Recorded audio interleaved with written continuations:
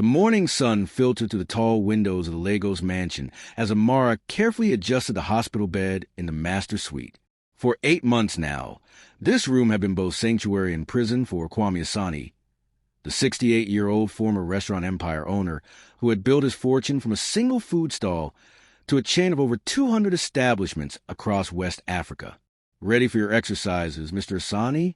Amara asked softly, her voice carrying the gentle authority she had developed over months of patient care. Kwame's weathered hands gripped the bed rails as he tried to push himself upright. The massive heart attack that had struck him at his flagship restaurant's grand reopening had stolen more than just his strength. It had taken his confidence, his independence, and nearly his will to continue. "I don't know why we keep pretending this will work," Kwame muttered, his voice rough with frustration. 8 months, Amara. 8 months, and I still can't walk from this bed to that chair without feeling like my chest is going to explode. Amara moved to his side, her small frame belying the strength she had built for months of supporting a man twice her size. At 28, she had been working as a private nurse for 3 years, but Kwame Asani's case had challenged every skill she possessed. His recovery required not just medical knowledge, but an understanding of pride, dignity, and the complex relationship between a powerful man and his own mortality. "Your cardiologist said your heart is healing beautifully," she reminded him, checking his pulse with practiced efficiency. "The muscle damage was extensive, but your body is repairing itself. You just need to trust the process." Kwame laughed bitterly. "Trust the process?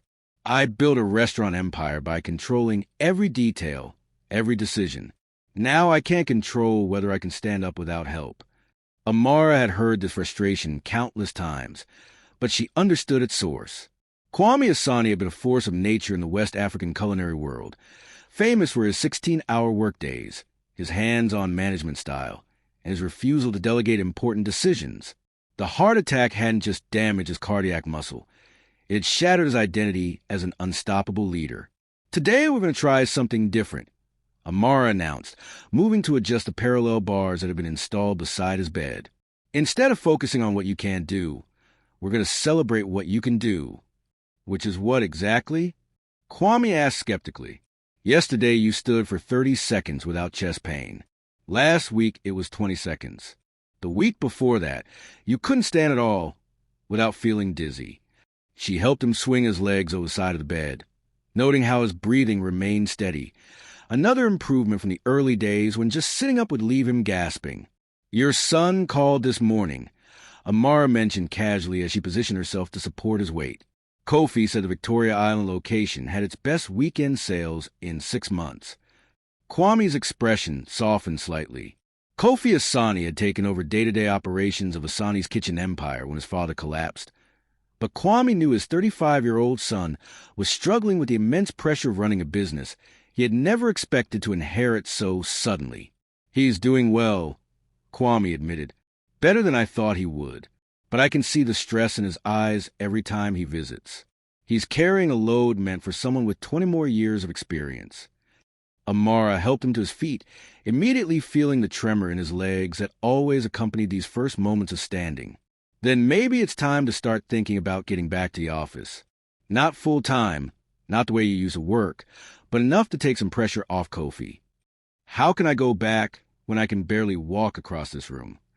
Kwame asked, his voice thick with emotion. "By learning to walk across this room first," Amara replied simply, "one step at a time." They began the slow, careful process of moving toward the parallel bars. Kwame's right hand gripped Amara's shoulder with desperate strength, while his left hand clutched the bed rail. Each step was a negotiation between his determination and his body's limitations. "Tell me about the new recipes Kofi mentioned," Amara said, understanding that distraction often helped Kwame push through the physical discomfort. "There's a new fusion concept he's developing," Kwame said, his breathing labored but his voice gaining enthusiasm. "Traditional West African spices with modern presentation techniques. Sounds risky, but the test kitchen reports are encouraging. 3 steps. 4. 5. What would you do differently?" Amara asked, feeling some of the tension leave his grip as he became absorbed in the business discussion. "More vegetarian options," Kwame said immediately, The market is shifting toward plant-based proteins, but you can't just substitute beans and call it innovative. You need to understand the flavor profiles, the textures. 6 steps. 7. They reach the parallel bars, and Amara carefully helped Kwame position his hands on the supports. His face was flushed with effort, but there was also something else in his expression, a spark of the old passion that had built his empire. "You miss it," Amara observed. "Every day," Kwame admitted. "But missing something and being able to do it are two different things." "Are they?" Amara challenged gently. "Your mind is as sharp as ever. Your experience is still valuable. Your heart condition doesn't erase 40 years of business knowledge." Kwame looked at her with surprise. In 8 months of recovery, most people had focused on his physical limitations. Amara was the first person to suggest that his value extended beyond his ability to work 18-hour days. "The doctors say I'll never be able to work the way I used to," he said quietly. "Then maybe it's time to work smarter instead of harder," Amara replied. "Kofi needs your guidance, not your physical presence in every restaurant. The company needs your vision, not your ability to lift heavy boxes." For the first time in months, Kwame began to see possibility instead of just limitation. But the moment was interrupted by the sound of car doors slamming in the driveway below. "That's Kofi," Kwame said, immediately tensing. "He's early." Amara could see the change in his demeanor instantly. The man who had been engaged and hopeful just moments before was now hunched with shame, dreading his son's arrival. "He doesn't need to see me like this," Kwame whispered. "Help me back to the bed. Quickly." But Amara made a decision that would change everything. Instead of helping him retreat, she stepped closer, bracing herself to support his full weight. "No," she said firmly. "Today he sees you standing." What do you think will happen when Kofi walks in? Will Amara's decision to keep Kwame standing change everything, or will it lead to disaster? Hit that subscribe button and ring the notification bell, because next chapter will show you exactly how one moment of courage can transform a family forever. Let me know in the comments. Do you think Amara made the right choice? Heavy footsteps echoed through the marble foyer as Kofi Asani made his way up the grand staircase of the family mansion in Lagos. He was earlier than usual, having left the downtown restaurant after receiving concerning reports about his father's latest therapy session cancellation. The insurance company had been cutting back on coverage, and the family's house manager had suggested they could manage with basic care rather than the intensive physical therapy Kwame's cardiologist had recommended. Meanwhile, in the master suite, Amara felt Kwame's full weight pressing against her as his legs began to shake with exhaustion. She had positioned herself at an angle that allowed her to brace his body while keeping him upright at the parallel bars, but the effort was pushing both of them to their limits. "I can't hold this much longer," Kwame whispered, his voice strained with effort and embarrassment. "Yes, you can," Amara replied through gritted teeth, her arms burning as she supported his weight. "Just 30 more seconds. Show him you're still fighting." Kwame's breathing was labored and sweat beaded on his forehead, but there was something different in his posture now, a determination that Amara hadn't seen in weeks. He was no longer just an invalid trying to hide from his son. He was a father trying to prove he hadn't given up. "Amara," he said quietly, "thank you for not letting me quit." She adjusted her position slightly, taking more of his weight as his grip on the parallel bars weakened. "You're not quitting, Mr. Asani.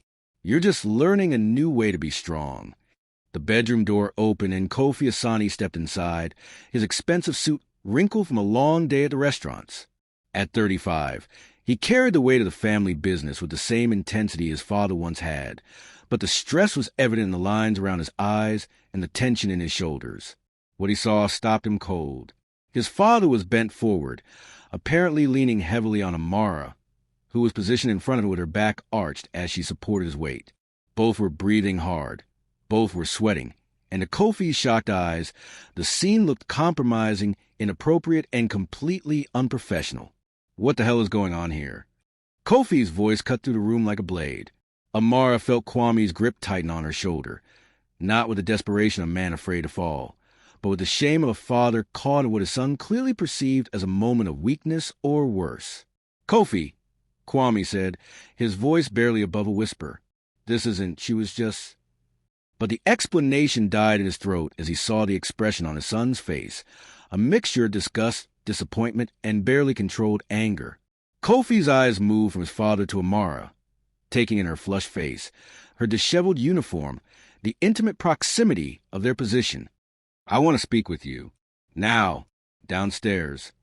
"Sir, please let me explain," Amara began, but Kofi held up a hand to silence her. "There's nothing to explain. I can see exactly what's happening here." Kwame's legs finally gave out, and Amara had no choice but to help him sink into the wheelchair position nearby. The careful progress they had made, the small victory of standing longer than ever before, was overshadowed by the terrible misunderstanding playing out before them. "Baba," Kofi said, his voice thick with emotion, "how could you put yourself in this position? And with someone we're paying to take care of you?" Amara's face burned with humiliation and anger. 8 months of patient care, of celebrating every small improvement, of treating Kwame Asante with dignity and respect. And this was how it was being interpreted. "Mr. Asante," she said, addressing Kofi with as much professionalism as she could muster, "your father has been working extremely hard on his physical therapy. What you witnessed was a legitimate exercise session." Kofi's laugh was harsh and disbelieving. "Exercise session? Is that what we're calling it?" Kwame's voice was weak but firm. "Son, you need to listen. Amara has been helping me try to walk again. The therapy sessions were canceled because the insurance—" "The therapy sessions were canceled?" Kofi interrupted, his attention suddenly shifting. "What do you mean canceled?" Amara seized the opportunity. "Your house manager decided they were too expensive. He told me to follow the printed instructions and manage without professional supervision." She walked to the nightstand and picked up the folded papers the physical therapist had left behind. Detailed protocols for helping cardiac patients safely transition from bed to standing, with careful notations about support positions and safety measures. Kofi took the papers, his brow furrowing as he read. The instructions were technical, specific, and clearly showed positioning that could easily be misinterpreted by someone walking in unexpectedly. "According to these protocols," Amara continued, "when a patient begins to lose stability, the caregiver must position themselves to prevent a fall. That's exactly what I was doing when you arrived." Kwame found his voice again. "She's been helping me stand for longer periods each day. Today was the first time I managed almost 2 minutes without chest pain." Kofi looked at his father, really looked at him, and saw something he had missed in his shock and anger. Despite his exhaustion, despite being in a wheelchair, Kwame looked more alert and engaged than he had in months. "Baba," Kofi said slowly, "you stood for 2 minutes?" "With Amara's help," Kwame confirmed. "She's been pushing me to do more than just accept being an invalid. She believes I can get stronger." The room fell silent as Kofi processed this information. He looked at Amara with new eyes, seeing not an opportunistic employee, but a dedicated professional who had been working beyond her job description to help his father recover. "I owe you an apology," Kofi said finally. "I jumped to conclusions based on what I thought I saw." Amara's response was measured but firm. "What you need to understand, Mr. Asante, is that your father's recovery requires more than basic care. One person cannot replace a full physical therapy program. It's dangerous for him and exhausting for anyone trying to provide proper support." Kofi's jaw tightened as he understood the implications. "The house manager made these decisions without consulting me. He said it was a cost-cutting measure," Amara explained. "But your father's cardiologist specifically recommended intensive therapy for at least 6 more months." Kwame reached out from his wheelchair, his hand finding Amara's arm. "She's been carrying this burden alone, Kofi. If I had fallen today, if she hadn't been strong enough to support me, I could have been seriously injured." Kofi looked at the parallel bars, the exercise equipment, the careful setup that he now realized represented hope rather than impropriety. His father wasn't giving up. He was fighting harder than ever, with the help of someone who refused to let him settle for less than his full potential. "The house manager is fired," Kofi said decisively, "and I'm reinstating the therapy sessions immediately. Double them if necessary." Amara felt a wave of relief wash over her. "Thank you, Mr. Asante. Your father has been making real progress. With proper support, I believe he can regain much more independence. Kwame's eyes misted as he looked between his son and the woman, who had become far more than just his nurse. Kofi, he said softly, I'm not the man I used to be, but I'm not ready to give up either. Kofi knelt beside the wheelchair, his voice thick with emotion. Baba, I never wanted you to give up. I just didn't understand what you needed to keep fighting. For the first time in months, the three of them were united in the same goal, not just keeping Kwame alive, but helping him truly live again. Just when it seemed like everything was falling apart, the truth came out. But this is just the beginning of Kwame's journey back to strength.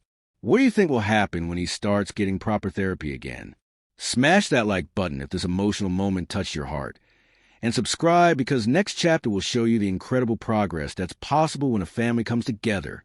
What's the biggest misunderstanding you've ever had to clear up? 2 weeks after the confrontation that changed everything, the Asani mansion in Lagos hummed with new energy. Professional physical therapists arrived twice daily. The exercise equipment had been upgraded. And most importantly, Kofi had begun working from his father's room during the therapy sessions, turning recovery time into valuable consultation hours. Steady, Mr. Asani. Encourage Dr. Adunni Okafor, the lead physical therapist Kofi had hired. Remember, we're not racing. We're building endurance. Kwame gripped the parallel bars with determined focus, his legs trembling but holding steady as he took measured steps. Amara stood nearby, no longer bear his full weight, but ready to provide support if needed. The transformation in just 2 weeks was remarkable, both in his physical progress and in his mental state. How are the lunch numbers looking at the Surreal location? Kwame asked Kofi, who was reviewing reports on his laptop at the nearby desk. Up 12% from last month, Kofi replied, glancing up from his screen. The new West African fusion items are performing better than projected. Kwame paused mid-step, his business instincts fully engaged. What about food costs? Fusion ingredients can kill your margins if you're not careful with sourcing. That's actually what I wanted to discuss with you, Kofi said, setting aside his laptop. Our current supplier for the Scotch bonnets is reliable but expensive. I found a new vendor who claims they can reduce costs by 30%, but I'm not sure about quality consistency. Dr. Okafor smiled as she watched the exchange. Mr. Asani, you're doing excellently. Keep walking while you talk. It's good for your concentration and confidence. Amara marveled at the change in Kwame's demeanor. When engaged in business discussions, his steps became more confident, his breathing more controlled. The work that had once consumed his life was now serving as motivation for his recovery. Never compromise on ingredients for cost savings alone, Kwame advised, taking another careful step. What's their production scale? Small operations can have quality control issues when they try to expand too quickly. They're relatively new but growing fast, Kofi admitted. That's what makes me nervous. Then do a trial run, Kwame suggested. 1 location, limited menu items, for 30 days. Monitor customer feedback and waste levels. If they can't maintain consistency in a controlled test, they'll definitely fail when you scale up. Amara noticed that Kwame had been walking for over 3 minutes without any signs of chest discomfort, a new personal record. But she didn't interrupt the business discussion, understanding now that the mental engagement was as therapeutic as the physical exercise. Dr. Okafor began preparing for the next phase of the session. Mr. Asani, today we're going to try something new. I want you to walk from the parallel bars to your desk chair. Amara will be beside you, but the goal is for you to support your own weight. Kwame's expression showed a flicker of the old anxiety. The distance to the desk was probably 10 feet, farther than he had attempted since his heart attack. Baba, Kofi said, standing up, remember what you always told me about the restaurant business. You can't serve customers from the kitchen. Eventually, you have to walk into the dining room. Kwame chuckled despite his nervousness. I said that, didn't I? Every time I was scared to try something new, Kofi confirmed. You said the only real failure was never leaving the kitchen. Amara positioned herself at Kwame's side as Dr. Okafor provided guidance. Small steps, controlled breathing, and remember, if you feel any chest discomfort at all, we stop immediately. They began the journey across the room. Kwame's first steps were hesitant, but as Amara matched his pace and Kofi offered quiet encouragement, his confidence grew. Halfway to the desk, he paused. Amara, he said quietly, I need to tell you something. She waited, ready to support him if his legs gave out. That first month after the heart attack, I wanted to die, he admitted. I couldn't see any point in living if I was going to be helpless for the rest of my life. Baba, Kofi started, but Kwame held up a hand. Let me finish. Amara, you never treated me like an invalid. You never accepted my self-pity.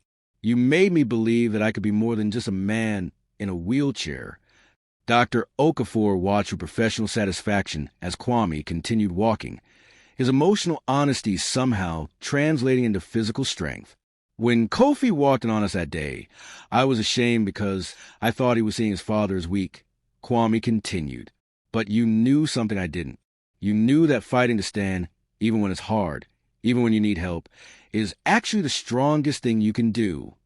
They reached the desk chair, and Kwame lowered himself into it with careful control. The room erupted in quiet applause from Dr. Okafor and genuine emotion from Kofi. That's the longest independent walk you've managed, Amara said, her voice thick with pride. It's also the first time I felt like myself in months, Kwame replied. Kofi moved to his father's side. Baba, I have a proposition for you. I'm listening. The downtown flagship restaurant needs a new executive consultant, someone with deep experience who can work flexible hours and focus on menu development and staff training rather than daily operations. Kwame's eyes widened. You're offering me a job? I'm offering you a partnership, Kofi corrected. The company needs your expertise, and I think you need to feel useful again. It would be part-time, mostly advisory, but it would be real work with real impact. Amara watched Kwame's face transform as he considered the possibility. For 8 months, every conversation had focused on what he couldn't do. This was the first time someone was asking what he could contribute. What would that look like practically? Kwame asked. 2 days a week at the restaurant, working with the kitchen staff on new recipes and training protocols. 3 days a week here, reviewing reports and developing strategic plans. And only when Dr. Okafor clears you for that level of activity. Dr. Okafor nodded approvingly. From what I've seen today, I think a graduated return to work could be very beneficial for Mr. Asani's overall recovery. The key is maintaining the exercise routine and monitoring his cardiac response to increased stress. Kwame looked at Amara. What do you think? You've been watching my progress more closely than anyone. Amara considered carefully. I think you're ready for more challenges. But I also think you need to promise me something. What's that? Promise me you won't try to go back to working 18-hour days. Promise me you'll listen to your body and respect your limitations. Kwame reached out and took her hand. I promise. And Amara, I want you to know, if I take this position, I want you to continue as my private nurse. Not just for the medical support, but because you understand what I need to succeed. Kofi nodded enthusiastically. Actually, I was hoping Amara would consider a permanent position with the family. We need someone who understands Baba's health needs, but also supports his independence. Amara felt tears welling up. In her 3 years as a private nurse, she had never been offered the kind of long-term security and respect this family was showing her. I would be honored to continue working with both of you, she said. Dr. Okafor packed up her equipment with satisfaction. I have to say, this is one of the most successful family center recoveries I've ever supervised. Mr. Asani, your progress is remarkable, but more importantly, you rebuilt the relationships that will sustain your long-term health. As the therapist left, the three of them sat in the afternoon sunlight streaming through the mansion's tall windows.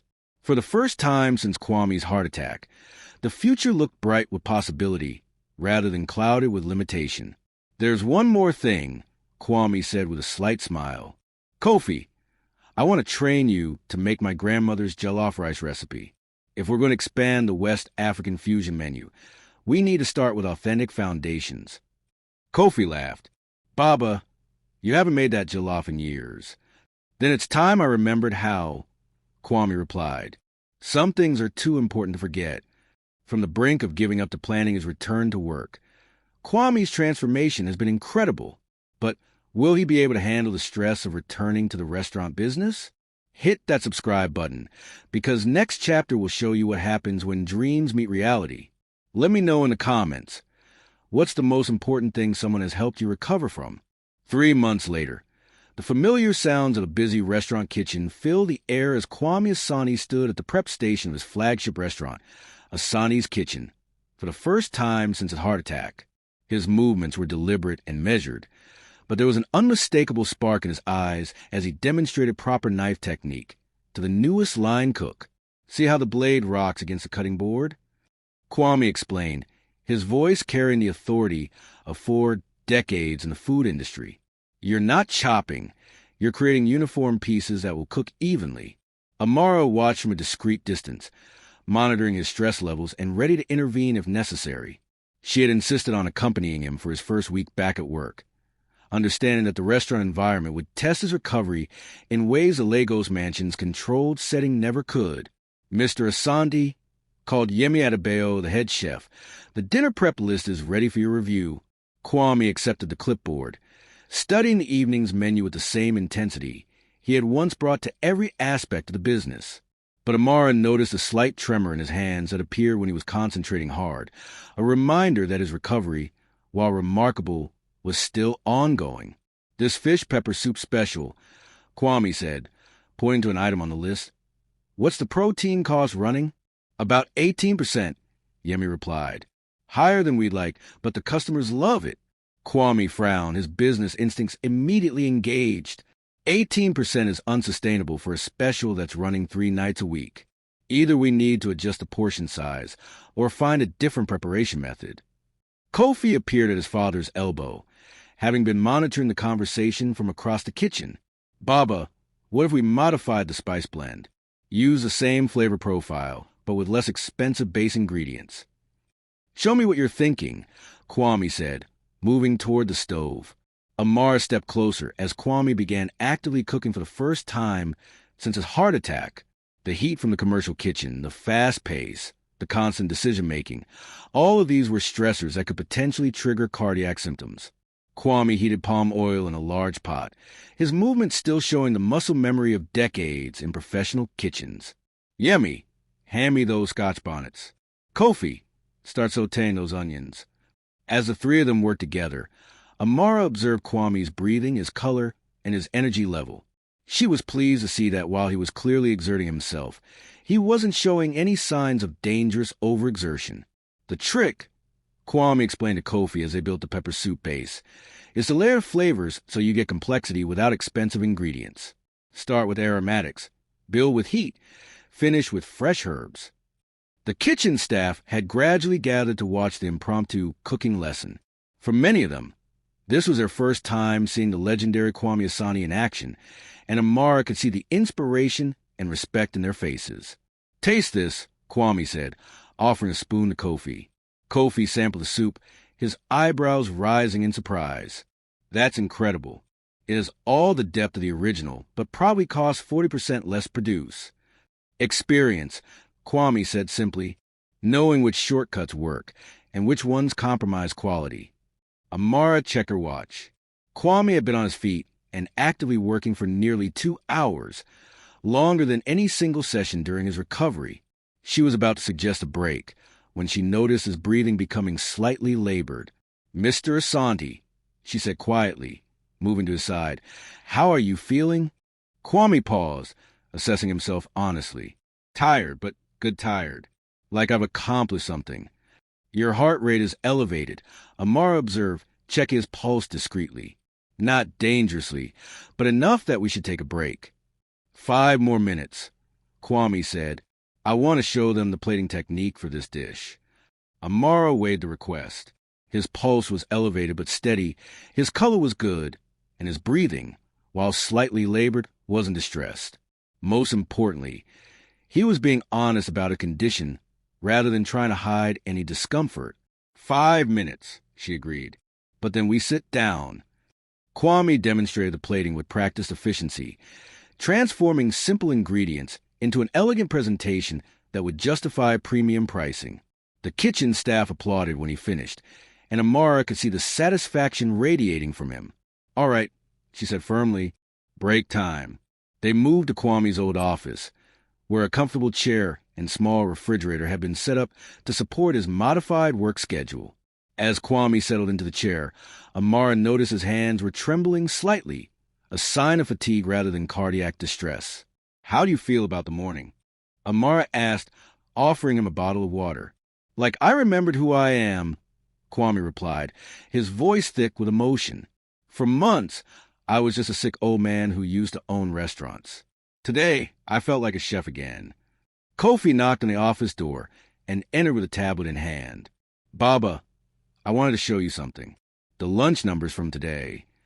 He turned the screen toward Kwame, showing sales figures that were significantly higher than the previous week. "Word spread that you were in the kitchen," Kofi explained. "We had customers asking specifically for dishes you had prepared. Some people came just hoping to catch a glimpse of you working." Kwame shook his head in amazement. After all this time away, people still remember. "They didn't forget," Amara said gently. "They were just waiting for you to come back." A soft knock interrupted their conversation. Yemi Adebayo peered in, holding a plate covered with silver dome.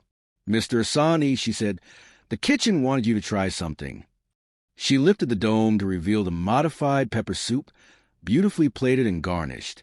"We made it exactly as you showed us, and we wanted your approval before adding it to tonight's menu." Kwame accepted the spoon Yemi offered and tasted the dish carefully.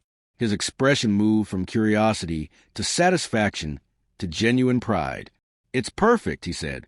"Better than perfect. It's an improvement on the original." Yemi beamed. "Should I tell the servers it's available tonight?" "Tell them it's available every night," Kwame replied. "And make sure they know the story behind it. How good food comes from understanding ingredients, not just following expensive recipes." After Yemi left, the three of them sat in comfortable silence for a moment. Amara could see that Kwame was genuinely tired, but also more energized than she had seen him since his heart attack. "Baba," Kofi said quietly, "I have a confession to make." "What's that?" "I was terrified about you coming back to work. Not because I didn't want your help, but because I was afraid you'd push yourself too hard and end up back in the hospital." Kwame reached out and clasped his son's hand. "I was afraid of the same thing.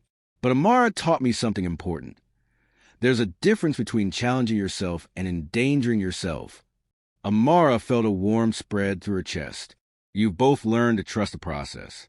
Recovery isn't about returning to exactly what you were before. It's about finding new ways to be who you are." Kwame stood up slowly, testing his energy level. "I think I'm ready to go home. But, Kofi, I want to come back tomorrow. There are 6 more dishes on the menu that I think we can improve." Kofi grinned. "Same time tomorrow then. But Amara's coming with you." "Wouldn't have it any other way," Kwame agreed. As they prepared to leave, Amara reflected on how much had changed since that day when Kofi had walked in on what he thought was an inappropriate scene. Today, she had watched the family business become stronger because a son had learned to trust his father's judgment, while a father had learned to respect his own limitations. The real test, however, was still coming. Tomorrow would bring new challenges, and Amara knew that the hardest part of recovery was maintaining progress over time, not just achieving it once. Kwame's back in the kitchen, and stronger than ever. But sustainable recovery is about more than just one good day.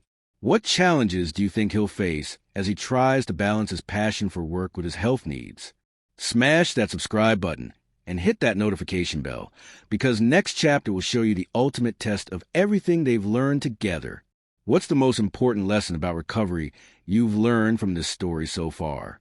6 months after Kwame Asani's return to the restaurant, the ultimate test of his recovery arrived in the form of the annual Lagos Food and Wine Festival, West Africa's most prestigious culinary event, where Asani's Kitchen had been invited to showcase their new fusion menu to food critics, celebrity chefs, and potential investors from across the continent. "Are you absolutely sure about this?" Amara asked as she watched Kwame review the festival timeline. They were in his office at the flagship restaurant in Victoria Island, surrounded by menu plans, staff schedules, and logistical details that would have overwhelmed him just months earlier. "Amara," Kwame said, looking up from the papers with clear, determined eyes. "I've spent my entire career building toward moments like this. I'm not going to hide in my mansion while my son and my team represent everything I've worked for." Kofi entered the office carrying coffee and wearing an expression that mixed excitement with worry. "Baba, I just got off the phone with the festival coordinators. They want you to participate in a live cooking demonstration on Saturday. That's 90 minutes of standing, cooking, and presenting to an audience of 500 people." Amara's medical training immediately kicked in. 90 minutes of high-stress performance? That's beyond anything we've tested. "Which is exactly why we need to prepare properly," Kwame replied. "Kofi, what's our booth setup going to look like?"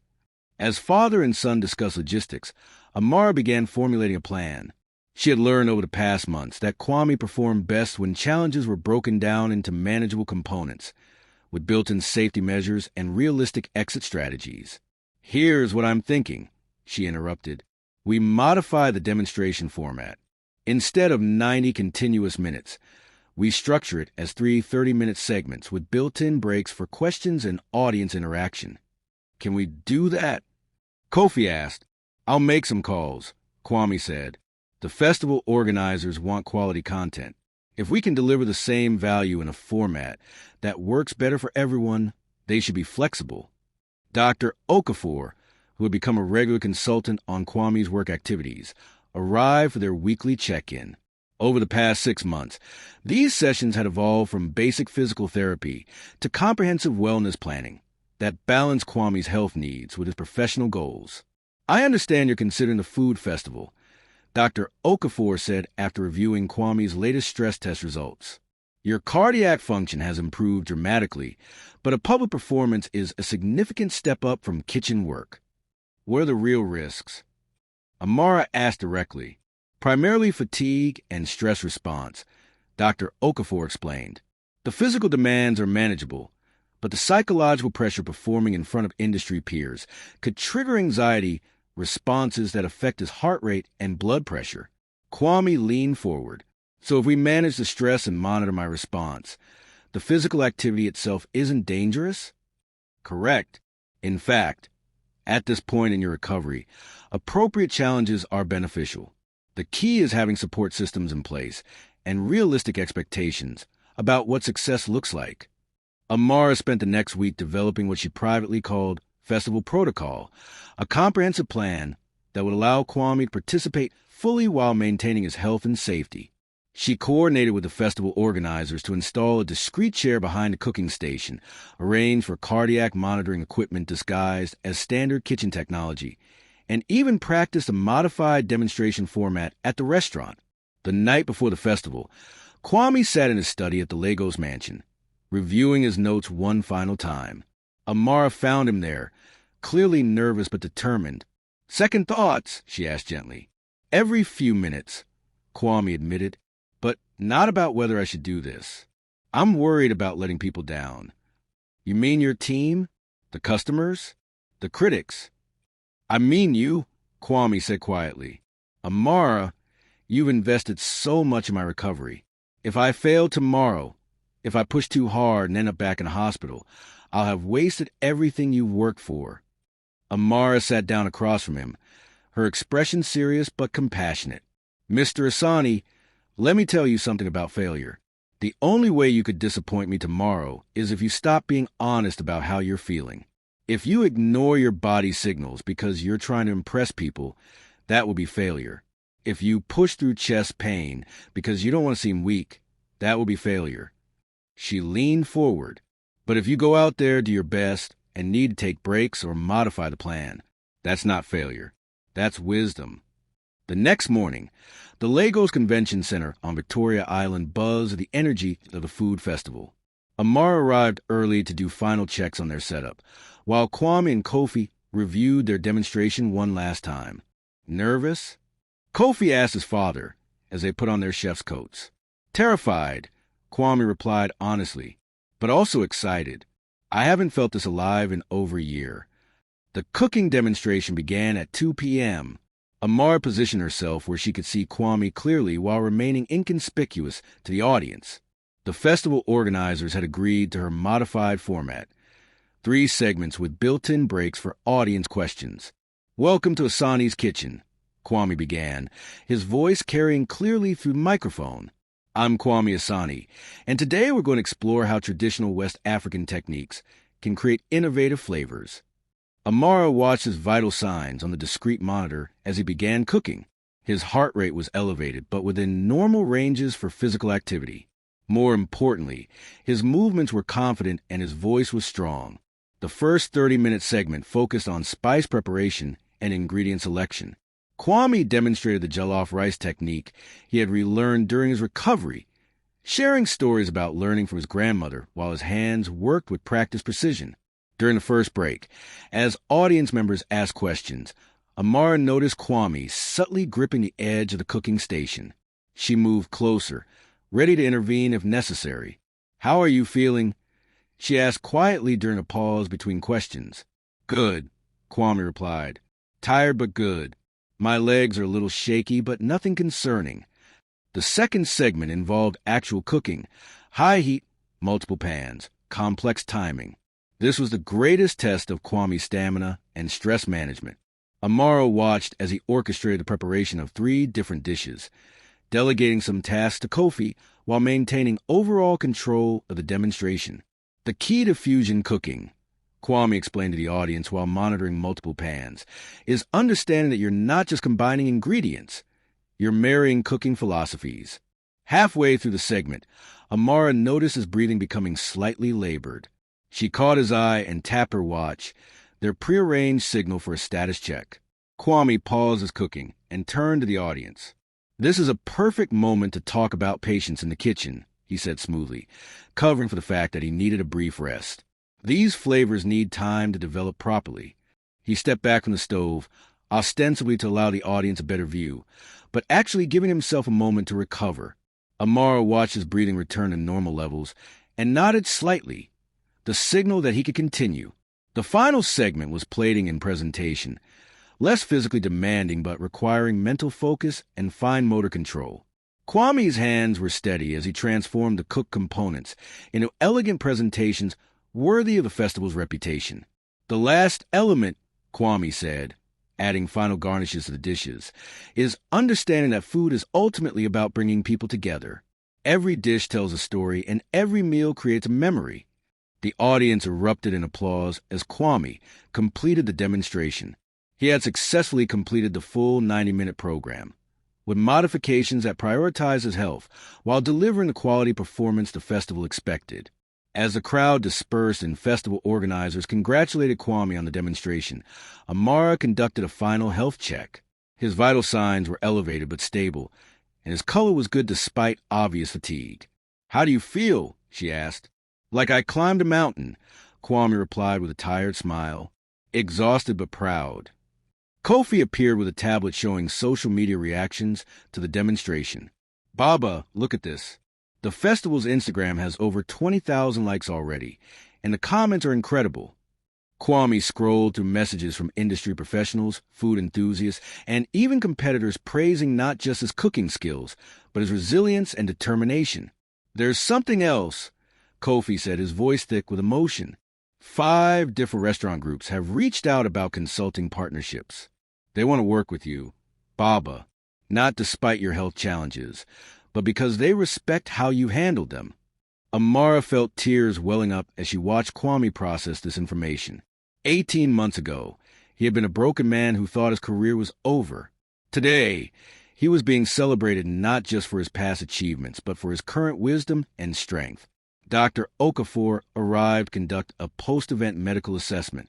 After completing her examination, she sat back with satisfaction. "Mr. Asani, your cardiovascular response to the day's stress was exactly what we hoped to see.